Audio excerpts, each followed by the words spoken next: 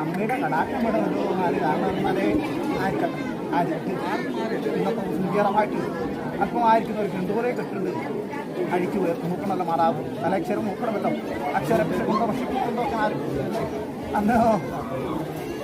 കാഞ്ഞിരോട് വാഴുന്നതായ രണ്ട് ജ്യേഷ്ഠ സഹോദരന്മാരും അല്ലേ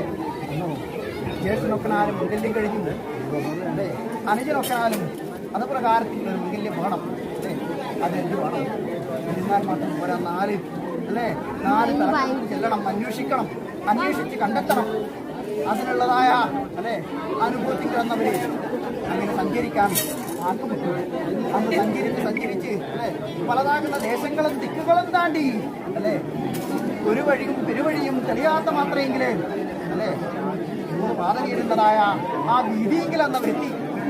ഇടത്ത് പോകണോ വലത്ത് പോകണോ എന്ന് കഴിച്ചു നിൽക്കുന്ന മാത്രമെങ്കിലേ ഇടന്നും വേണ്ട വലതും വേണ്ട